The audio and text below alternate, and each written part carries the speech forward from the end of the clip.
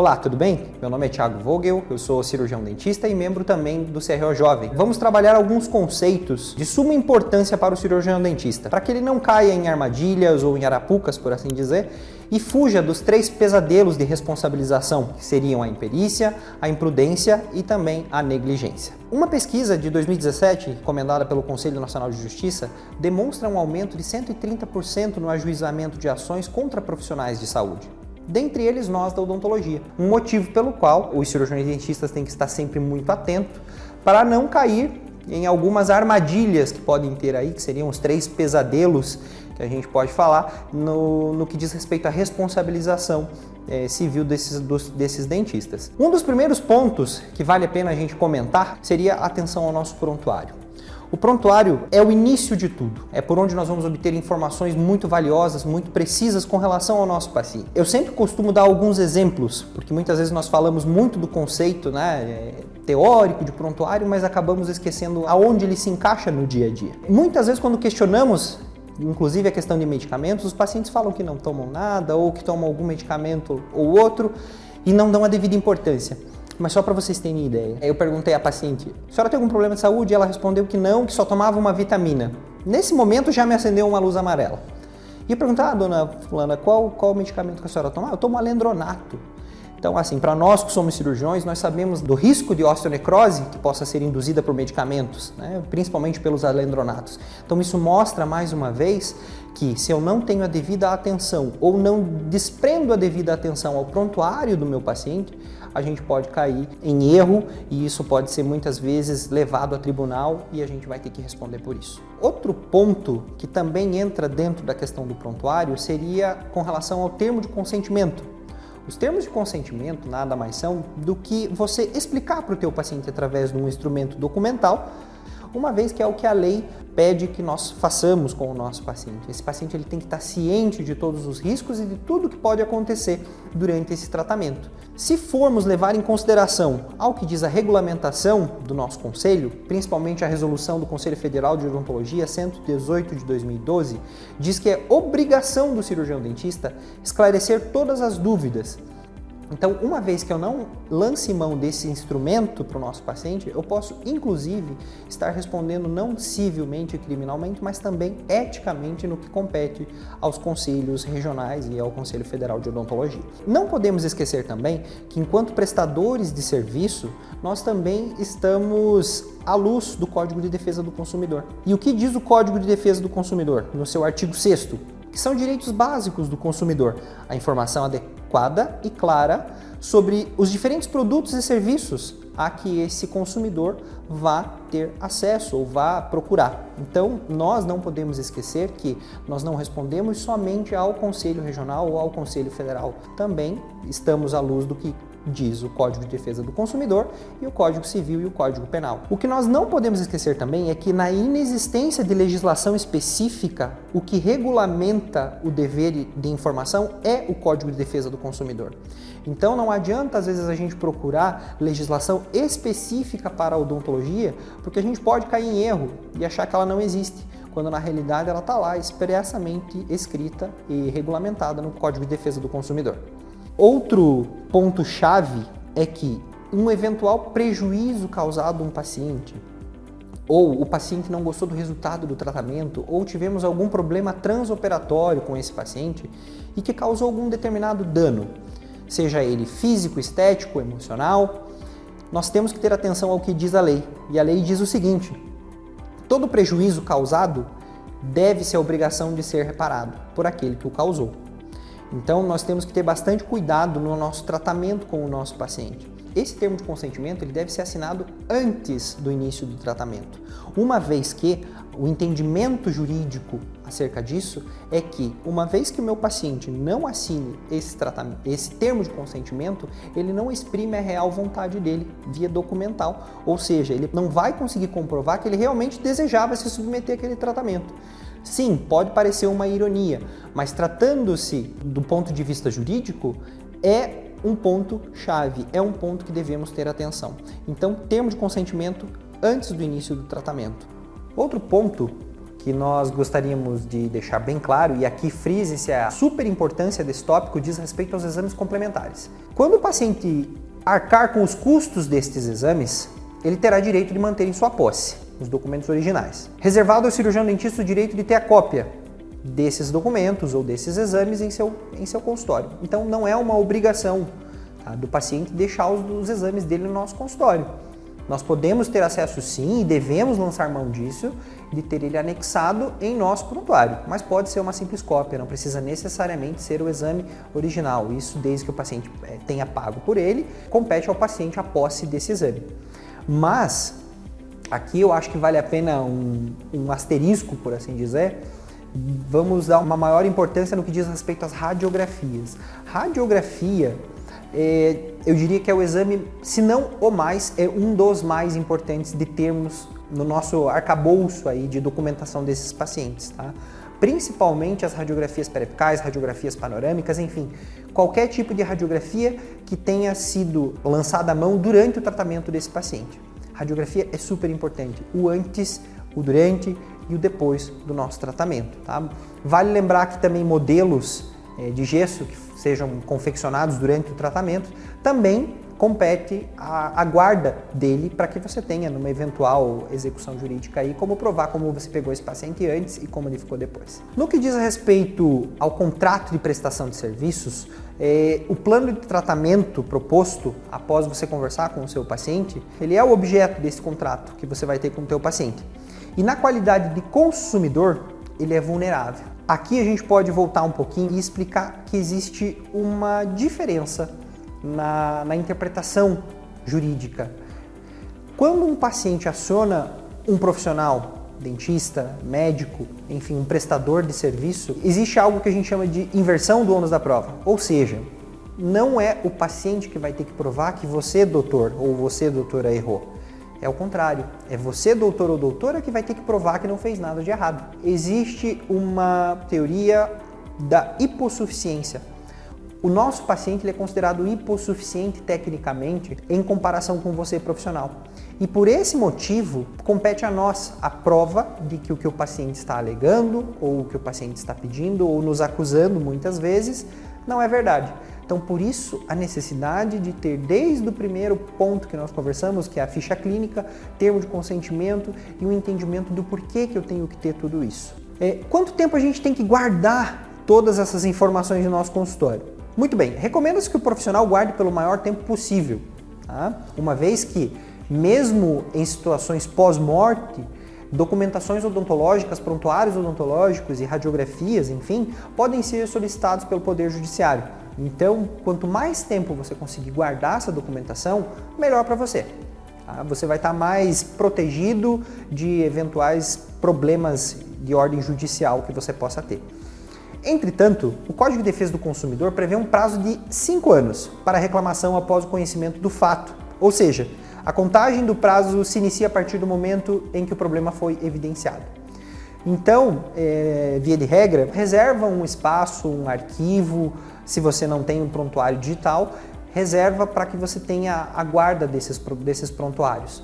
Pois o paciente, de acordo com o Código de Defesa do Consumidor, tem até 5 anos para reclamar sobre qualquer tipo de serviço prestado por determinado profissional. Além de estar incorrendo em uma infração ética, o dentista, aquele que não dá a devida atenção ao prontuário odontológico, ele se coloca num estado de super vulnerabilidade. Mas uma vez que eu não tenho em posse de minha defesa essa documentação detalhada, muito provavelmente eu não vou conseguir sustentar uma defesa judicial. Agora, entrando num assunto um pouco diferenciado, nós vamos trabalhar aqui os 3 pesadelos, os 3 tabus, os 3 medos do cirurgião dentista, que seria cair em atos de imperícia, imprudência e negligência na odontologia.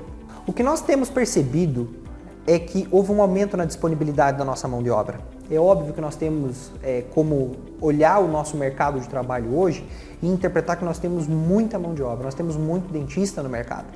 Isso é um dos pontos da nossa conversa. Outra questão é a competitividade de mercado. Muitas vezes nós temos um consultório parede com outro, uma clínica do lado da outra. Muitos dos profissionais que se colocam nessa situação de vulnerabilidade profissional são os profissionais que estão em início de carreira, os recém-formados. né? Então nós temos que aí fazer um parênteses entre as condições de trabalho e produção desses profissionais, porque não tem prazo nem disponibilidade muitas vezes para esclarecer dúvidas ou desprender esse tempo de consulta um pouco maior para conversar com o paciente, explicar o plano de tratamento, explicar o termo de consentimento livre e esclarecido sobre esse tratamento e acaba passando batido. E só vai lembrar disso se houver uma reclamação jurídica. E às vezes esse tempo pode ser tarde demais e esse paciente vai procurar os direitos dele e vai caber a esse dentista defender documentalmente ou não. Se tiver a defesa, muito provavelmente vai conseguir chegar num consenso, mas uma vez que eu não tenha essa documentação de pronto, vai ficar muito difícil para esse profissional conseguir uma resolução desse conflito. Começando aqui a questão dos 3 pesadelos do dentista, vamos falar aqui da questão da imprudência. O que seria a imprudência? Normalmente eu costumo relacionar isso com a imprudência de trânsito. O que é ser imprudente no trânsito? Você tem determinado limite de velocidade, se você excede esse limite, você está sendo imprudente. Então, na mesma situação ocorre na nossa profissão. Uma vez que eu sei, ou pelo menos deveria saber, o que é o certo, como deve ser feito, tudo que foge dessa linha, posso estar sendo imprudente. Vou dar um exemplo. Eu vou fazer uma desobturação endodôntica para fixação de um pino. Se eu não levo em consideração exames pré, trans e pós-operatório, eu posso, por exemplo, cair numa trepanação radicular, por exemplo. Eu não lancei mão de um exame de imagem ou, de repente, eu fiz o preparo com um determinado instrumento que não era indicado, e isso pode sim caracterizar a imprudência. Então, esse é o primeiro ponto. A imprudência é a não observância do que é correto tecnicamente ou o que diz a literatura. Imperícia é o nosso segundo ponto.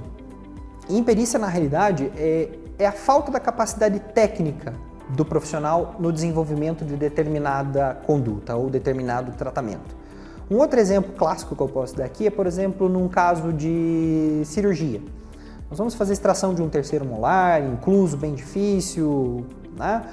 E, de repente, essa cirurgia seria mais propícia por ser desenvolvida por um cirurgião bucomaxilo do que por um cirurgião clínico ou alguém que tem aí, de repente,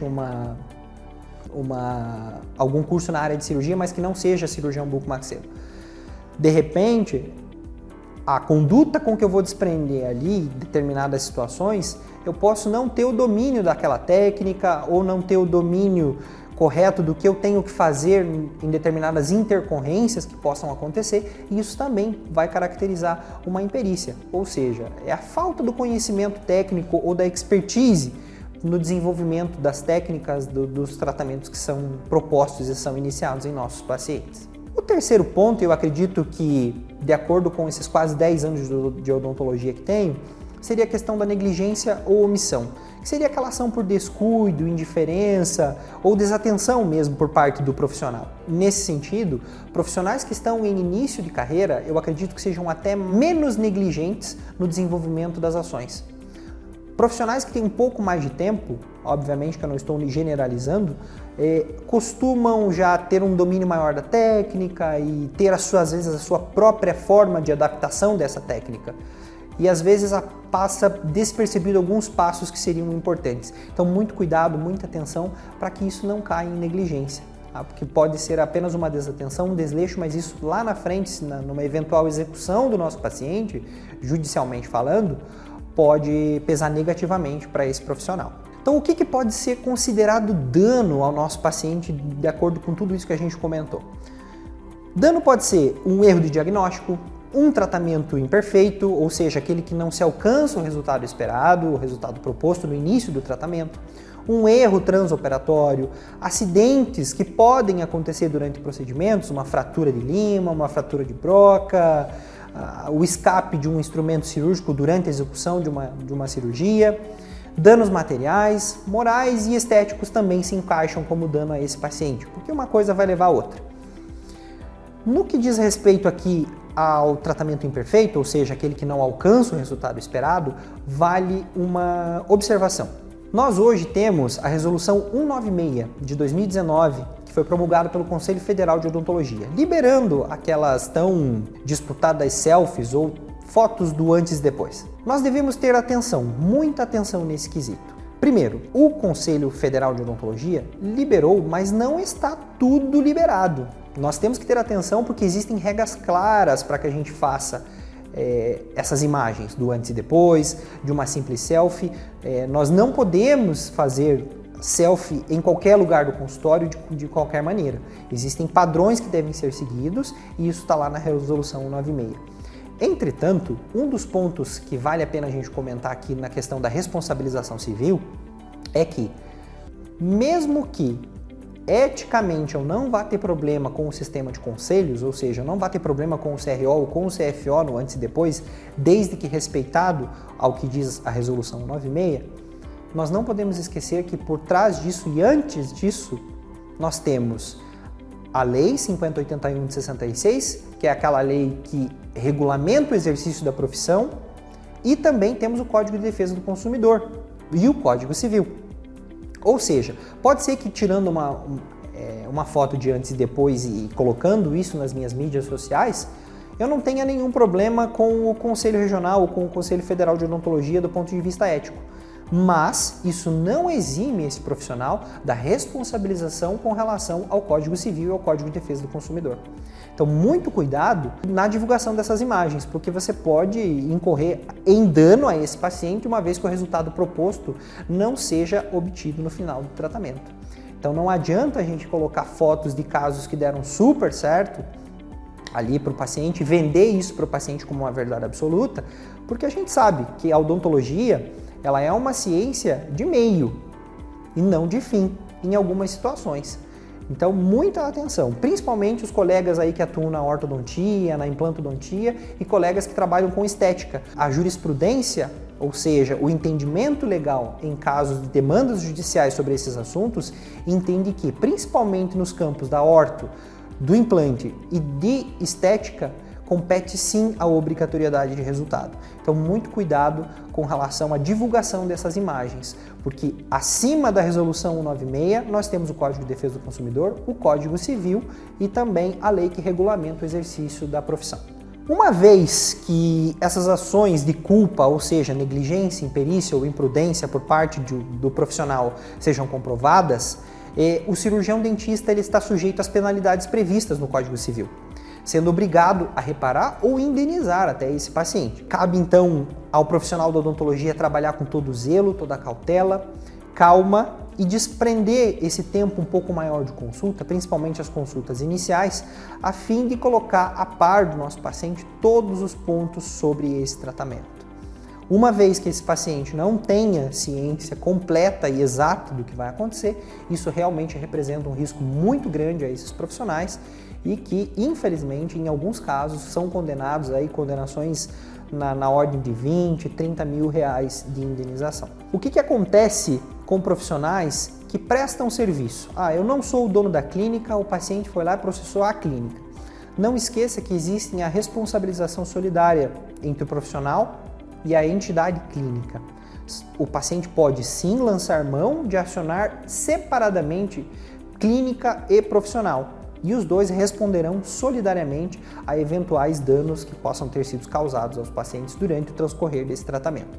Então, muita atenção à documentação.